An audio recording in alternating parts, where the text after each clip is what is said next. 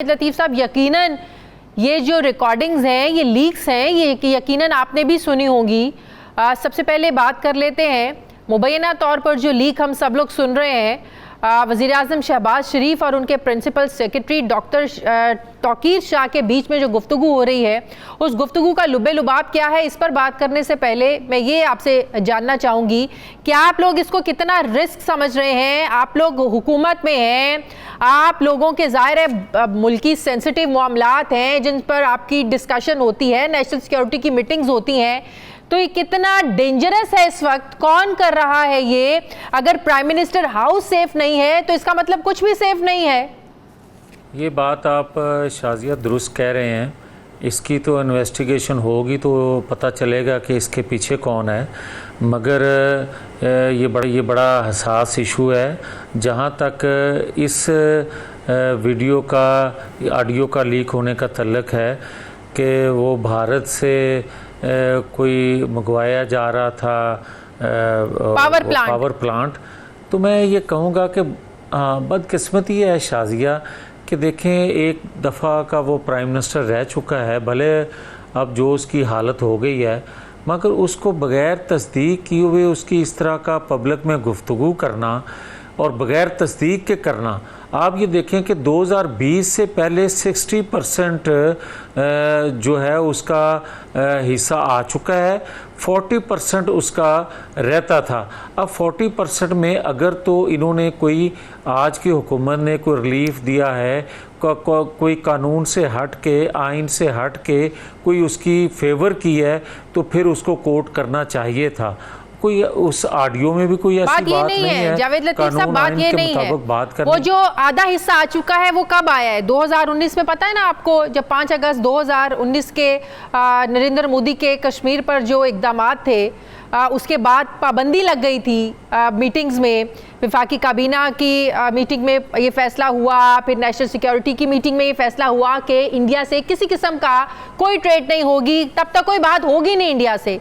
तो ये जो आधा हिस्सा मंगवाया गया, ये कब मंगवाया गया था? 2019 से पहले? 19 से पहले नहीं, ये 2018 के बाद और 2020 से पहले। और ये रज़ाक दाऊद जो इनके मिनिस्टर रहे थे पीटीआई के, ये उनकी कंपनी है जो ला के देने वाली है, जो उसको फैसिलिटेट कर रही थी, जिनके ज़रिए ख़रीदा गया। बदकिस्मती है कि एकदम से कह देना है हमारे पर इल्ज़ाम पहली दफ़ा नहीं लगा। 2018 से पहले ये कह दिया गया था कि नवाज शरीफ ने इतना पैसा इंडिया अकाउंट में भेज दिया है जितना पाकिस्तान का बजट भी नहीं है, तो किसी ने आज तक वजाहत उसकी भी नहीं की। मगर उससे 2018 के इंतखाबात में शाजिया जो हमें नुकसान पहुंचना था वो पहुंच गया, और आज भी उसी तरह की बात। और टाइमिंग देखें किस टाइम पे ये ऑडियो जो है वो लीक की जा रही है और किस तरह की गुफ्तगू की जा रही है। लेकिन इस गुफ्तगू में एक चीज तो वाज़ेह हो रही है जावेद लतीफ़ साहब कि मरियम नवाज साहिबा के बारे में जो डॉक्टर तौकीर शाह गुफ्तगू कर रहे हैं प्राइम मिनिस्टर ऑफ पाकिस्तान से, उससे तो वाज़ेह हो रहा है कि वो हुकूमत में रहते हुए फेवर मांग रही हैं अपने दामाद के लिए। अगर आपने गौर से वो ऑडियो सुनी हो जिसमें वो कह रहे हैं कि he is very dear to her. Shazia एक सेकंड शाजिया, हाँ। एक सेकंड शाजिया, अपनी आप जो आपको है अंदर, आपने जो कुछ बयान फरमाना है मैं समझ रहा हूँ आपका, मगर ये बात ज़रूर जहन में रखें कि 2020 के बाद लाहौर हाई कोर्ट उनको क्या जजमेंट में इजाज़त दे चुकी है, जिस पर आज तक कोर्ट के फैसले पर अमल दरामद नहीं हो सका। इसके बावजूद भी ये 4-6 महीने की जो हुकूमत है उसने भी कोर्ट के आर्डर पर भी अभी तक अमल नहीं किया। ये जहन में रहना चाहिए। किस चीज़ की इजाज़त? ऐसी बात नहीं है जो बाकी पार्ट्स, जो बाकी उसका हिस्सा था उसको मंगवाने की इजाज़त कोर्ट दे चुकी है, मगर इसके बावजूद उस फैमिली ने चीन से बाकी हिस्सा मंगवाने के लिए राब्ता रज़ाक दाऊद की जो है कंपनी उसके ज़रिए कर चुके हुए हैं। तो सो मैं कहना ये चाहता हूँ कि बदकिस्मती है कि जिस तरह ढठाई से वो झूठ बोलता है उसी तरह आज तक बोलता आ रहा है, बगैर किसी तस्दीक के कान में कोई की बात कर दे। नहीं, रज़ाक दाऊद ने कोई आइन और कानून से कोई हटकर फेवर दी थी जो आप बात कर रहे हैं, अगर उनके जरिए मंगवाया गया? शाजिया, मैं जो आपको कहना चाहता हूँ ना, मेरी बात सुने। पाकिस्तान के अंदर रज़ाक दाऊद के अलावा बेशुमार कंपनियां हैं जो सहूलतकारी देती हैं, जो कमीशन के ज़रिए मुख्तलिफ पार्ट्स, मुख्तलिफ चीज़ें जो हैं मंगवा के देती हैं पाकिस्तान के अंदर काम करने वाले लोगों को, इंडस्ट्रियलिस्ट को। ये कोई रज़ाक दाऊद ने कोई अलग से काम नहीं किया। मैंने कोट इसलिए किया है कि आप बार बार इंडिया को कोट कर रहे हो, इसलिए मैंने कहा कि रज़ाक दाऊद की कंपनी जो थी वो लाने वाली थी।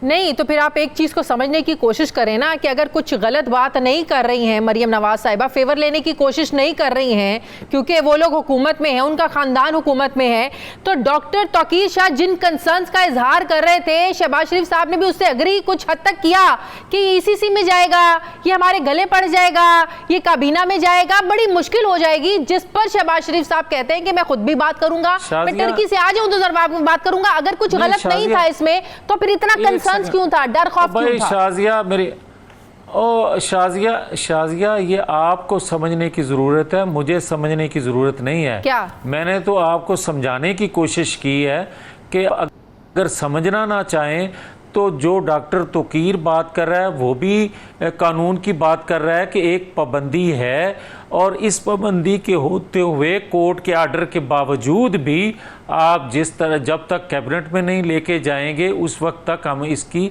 इजाज़त नहीं दे सकते। और आगे से प्राइम मिनिस्टर भी उसको यही कह रहे हैं कि ये बात आप ठीक कह रहे हैं, तो क्या गलत है इस ऑडियो में? सब कोर्ट के ऑर्डर्स की तो कोई बात कर ही नहीं रहे तौकीर शाह साहब, उन्होंने उस लीक में भाई कोर्ट में वो नहीं कर रहे तो मैं तो कर रहा हूं ना, मैं तो कर रहा हूं शाजिया। अगर आप समझना ही नहीं चाहती तो मैं क्या करूं आपका? मैं तो आपको ये कह रहा हूं कि जो आपके बात इल्म में नहीं है वो बात मैं आपके इल्म में ला रहा हूं। शायद मुझे समझ नहीं आ रही, आप मुझे समझा देने में समझना चाह रही हूं कि फिर गले क्या पड़ना था, अगर कोर्ट के ऑर्डर भी है फिर गले क्या पड़ना था? नहीं, आपको ये आपको समझाने की मेरे में हिम्मत नहीं है, ना मैं आपको समझा सकता हूं क्योंकि आप समझना नहीं चाहती। नहीं, आप मुझे बताएं ना, क्योंकि इस पे बड़ा शोर मचा हुआ है कि ये भाई काफी हो गई इस पे बात। क्या मतलब? शाजिया, आप इस पे बात नहीं करना चाह रहे? जावेद लतीफ साहब, आप इस पे बात नहीं करना चाह रहे? मैंने शाजिया मेरी बात सुने, आपका ये पहली दफा बात नहीं आप इस तरह कर रही, पहले भी आप इसी तरह बात करती हैं। सर मैं आपसे सवाल कर रही हूँ, अगर आप इस पर नहीं बात करना चाह रहे मैं आगे बात कर लेती हूँ। सवाल का मैं जवाब दे चुका हूँ भाई, सवाल का मैं आपको जवाब दे चुका हूँ। ठीक है, आगे बढ़ते हैं ना। अब आपने वो लीक्स भी सुनी होगी जिसमें मिफ्ता इस्माइल के हवाले से बड़े कंसर्न्स का इजहार कर रही हैं मरियम नवाज साहिबा शहबाज शरीफ से। उनको कह रही हैं कि ये तो बड़ी बेइज्जती कराते हैं, इसको पता ही नहीं चलता, ये बात क्या कर देते हैं, डार साहब को वापस आना चाहिए। तो हमें तो ये बताया गया था कि मिफ्ता इस्माइल ही है जो इस मुल्क को डिफ़ॉल्ट से बचा रहा है, ये मिफ्ता इस्माइल की पॉलिसीज़ ही हैं जो जिसकी वजह से मुल्क जो है वो डिफ़ॉल्ट होने से बच गए।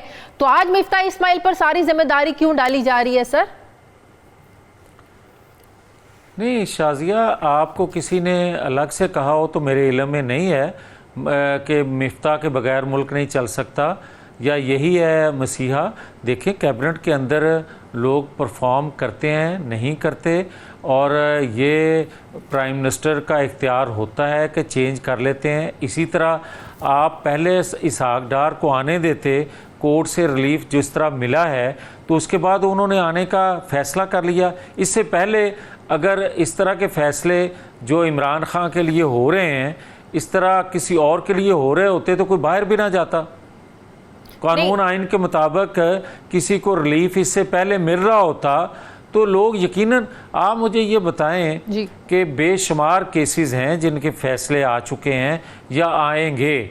आप के इल्म में ये बात तो वो है भी, मगर आप उसका इजहार अपनी ज़ुबान से नहीं करेंगी क्योंकि मेरे इल्म में है कि आप नहीं कर सकती। सर क्या? वो वजह यह है कि कि आप शौकत सदीकी साहब को कोट करेंगी तो आपको सारी गेम समझ आ जाएगी कि किस तरह फैसले होते थे ख्वाहिशात पर और किस तरह नवाज शरीफ और इसहाक डार और दीगर लोगों के खिलाफ फैसले आए। ये सबके इल्म में है। जावेद लतीफ़ साहब मेरे साथ रहिए, मुझे ब्रेक लेनी है। नाज़रीन वापस आते हैं छोटे से वक्फे के बाद।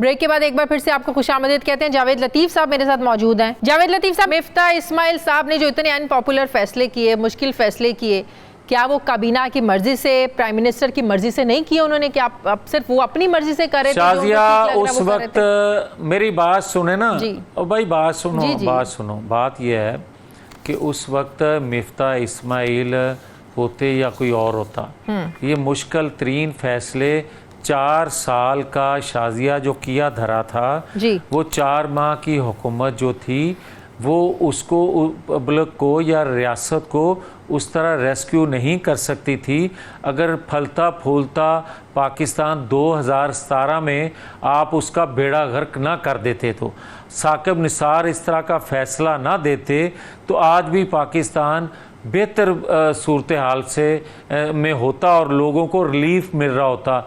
आप ये सवाल करें ना किसी से कि इसको लाने की ज़रूरत क्या थी इमरान खान को और नवाज शरीफ को हटाने की ज़रूरत क्या थी, ये सवाल करें। आपका बनता तो सवाल ये है, आप बार-बार मिफ्ता पे आ रही हैं, आपको ये सवाल नहीं आना करना चाहिए क्या आपको ये सवाल नहीं करना चाहिए कि नवाज शरीफ को, मेरी बात सुने ना भाई, बात सुने, आपको ये सवाल रखना नहीं चाहिए कि क्यों नवाज शरीफ को आज का 2017 का पाकिस्तान और आज का पाकिस्तान इसका मुआवजा करे कोई, तो फिर आपको पता चले कि वो पाकिस्तान बेहतर था या आज का पाकिस्तान बेहतर है।